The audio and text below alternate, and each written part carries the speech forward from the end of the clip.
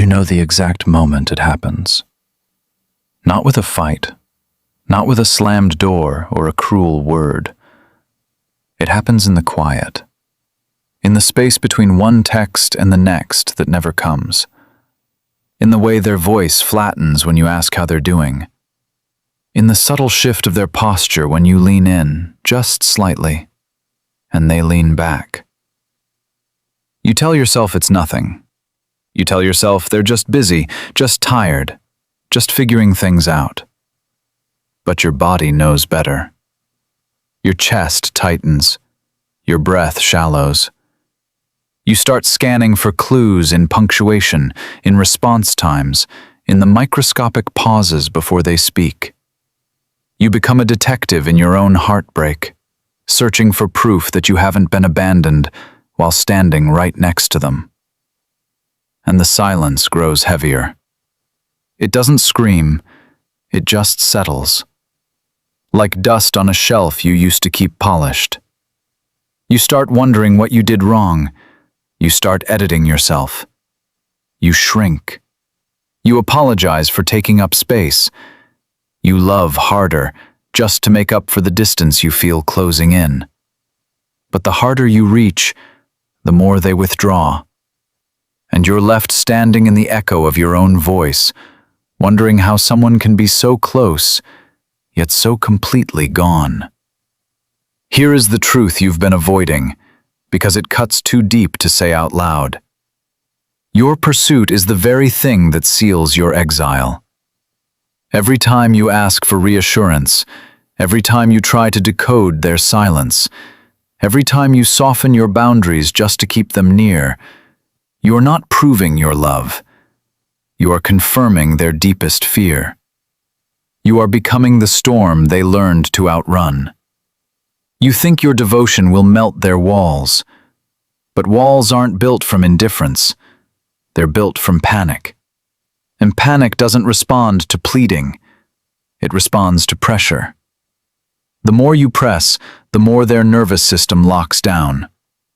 You are not losing them because you aren't enough. You are losing them because your love, in its current form, feels like a demand. And to an avoidant, demand is the oldest trigger in the room. This isn't cruelty. It's biology. The human nervous system doesn't read romance. It reads survival. When intimacy deepens beyond their tolerance threshold, their amygdala fires before their cortex can catch up. It doesn't see your affection. It sees engulfment. It sees the loss of autonomy it was wired to protect at all costs. Cortisol floods the bloodstream. Heart rate climbs. Breach of personal space becomes breach of psychological safety, and the body does what it has always done. It prepares to flee, even if they're sitting right across from you. Even if their eyes are soft, even if they say all the right things. Beneath the surface, their nervous system is screaming that closeness equals danger. Dopamine, the chemical of reward and anticipation, doesn't light up for them when you pull near. It lights up when you pull away. Distance feels like relief. Relief feels like safety. Safety feels like control. So they retreat. Not because they don't care, but because caring feels like drowning. Let's say it plainly. They didn't stop feeling. They just couldn't hold it. The emotions are still there. They're just buried under layers of self-protection so thick, even they can't feel their own pulse beneath it. When you were present, pushing for connection, their brain treated your love like a threat vector. But threats don't trigger absence. They trigger suppression. Everything you wanted them to say, everything you needed them to feel, was locked behind a biological firewall. And firewalls don't mean the data isn't there. They mean the system is overwhelmed. You were asking for vulnerability from a nervous system in lockdown. No wonder they went silent. No wonder they pulled back. No wonder you felt like you were loving a ghost. Because to survive the intensity of your presence, they had to disappear from themselves. And you mistook their disappearance for indifference. There is a way out of this loop, but it requires you to abandon the very instinct that has kept you trapped. You must learn the weight of stillness. Not as a tactic, not as a game of emotional chess, but as a nervous system intervention. Non-reactive space. When you stop chasing, when you stop decoding, when you stop trying to fix the distance they've created, something shifts in the architecture of the dynamic. Your silence is not punishment, it is pressure release. It removes the trigger. It gives their amygdala permission to stand down. And when the threat signal fades, the suppressed material begins to surface. This is not manipulation, this is physiology. You cannot argue someone out of a survival response, but you can stop feeding it. And when the feeding stops, the hunger returns. Watch what happens inside them when you finally step back. The first thing they notice is the absence of your pursuit. The phone stays quiet. The demands evaporate. The emotional gravity they used to brace against simply lifts. At first, they feel relief. Cortisol drops. Breathing deepens. They think they've won. They think they've reclaimed their peace. But relief is temporary, and absence is a slow teacher. Without your presence to push against, their nervous system loses its anchor.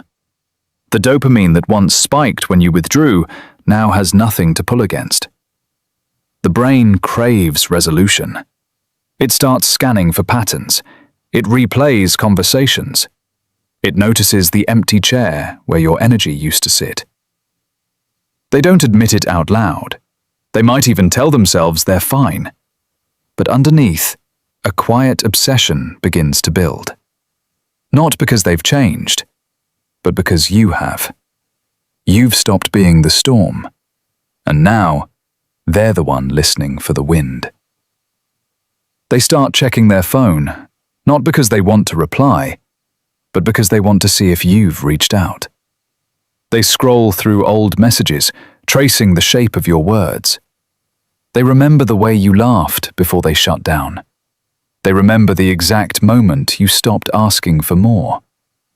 And for the first time, the silence doesn't feel like freedom. It feels like loss. The brain hates unresolved loops. It will rewrite narratives to close them. They begin to minimize the reasons they pulled away. They begin to magnify the moments they felt safe with you. They start wondering if they misread the threat, if the walls were never necessary, if the distance cost them something they didn't know how to name until it was gone. They won't call, not yet, but the internal architecture is shifting. The avoidance that once felt like armor now feels like a cage. And cages, no matter how familiar, eventually start to chafe. This is where the dynamic flips. Not with a confrontation, not with a grand gesture, but with a quiet recalibration of power. You are no longer waiting for their permission to exist. You are no longer bargaining for scraps of attention. You are occupying your own center. And from that center, your stillness becomes magnetic. Not because you're trying to lure them back, but because you've stopped leaking your worth into their uncertainty. They feel it, even from a distance. Energy doesn't lie. When you stop orbiting them, they begin to orbit the space you left behind. They start missing the version of themselves that only existed when you were near. They start craving the reflection you held up, even when you were exhausted. They start realizing that their independence wasn't freedom. It was isolation dressed up as strength. And isolation, eventually, turns into hunger. But here is the warning, spoken plainly so it doesn't get lost in the poetry. This shift is not a green light to return to the old pattern. If you let them back in the moment they reach out, if you drop your boundaries the second they show a hint of vulnerability, the entire structure collapses. The nervous system learns through consistency, not exceptions. If you reward their retreat with immediate access, you teach them that distance is a currency that buys you closer to the center. And it won't work. It will only reset the clock. The moment they feel the old pressure return, the amygdala will fire again. The walls will rebuild, and you'll be right back where you started, only more depleted. This is not about winning them back. This is about breaking the trauma bond that has kept you anchored to their fear. You don't heal an avoidant by becoming their emotional emergency room. You heal yourself by refusing to bleed into their avoidance. The real transformation begins when you stop measuring your worth by their capacity to stay. You are not a backup plan for someone who only values you in your absence. You are not a safe harbor for someone who refuses to learn how to sail. Self-worth is not negotiated. It is claimed. And it is claimed in the quiet moments when you choose your own peace over their potential. When you stop translating their silence into your failure. When you stop shrinking to fit into the space they left open. When you realize that love should not require you to abandon yourself just to be tolerated. You were never the problem. You were the mirror. And mirrors don't break when the person looks away. They just reflect what's actually there. This is where your power lives. Not in their return, not in their apology, not in their sudden clarity. Your power lives in your independence, in the way you walk forward without waiting for their permission to heal, in the way you rebuild your nervous system on your own terms, in the way you stop asking people to love you correctly and start requiring them to meet you where you already are. You don't need them to finally see you to know you were always visible. You don't need them to finally choose you to know you were always worth choosing. The avoidance hidden feelings don't change your trajectory. They only confirm what you already suspected, that distance was never about your inadequacy. It was about their incapacity. And you are not responsible for carrying the weight of someone else's unprocessed fear. So let them miss you. Let them wonder. Let them replay the moments they couldn't handle at the time. Let the absence do the work your words never could. But do not confuse their curiosity with readiness. Do not mistake their loneliness for love. Do not abandon your center just because they finally notice it's empty. You've spent too long negotiating your worth in the language of their retreat. It's time to speak in your own voice. Firm, clear, unapologetic. You are not here to chase ghosts. You are here to build a life that doesn't require them to stay. You are here to become someone who doesn't flinch when someone leaves. Someone who doesn't fracture when someone pulls away. Someone who knows, bone deep, that your value does not decrease because someone lacks the capacity to recognize it. The feelings they hide until you're gone will eventually surface. Not because you begged, not because you waited, but because you stopped feeding the cycle that kept them buried. You stepped out of the emotional gravity well. You gave their nervous system room to breathe. You gave yourself permission to stop carrying what was never yours to hold. And in that space, the truth finally emerges. Not as a confession, not as a reunion, but as a quiet reckoning. They will feel what they avoided. You will feel what you reclaimed. And the distance between those two experiences will become the exact measure of your growth.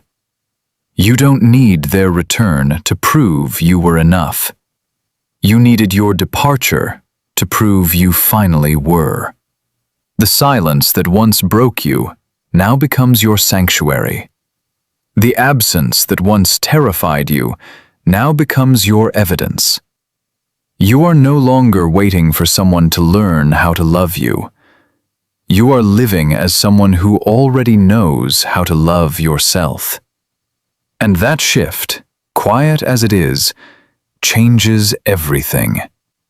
You walk lighter. You breathe deeper. You stop scanning for clues and start building foundations.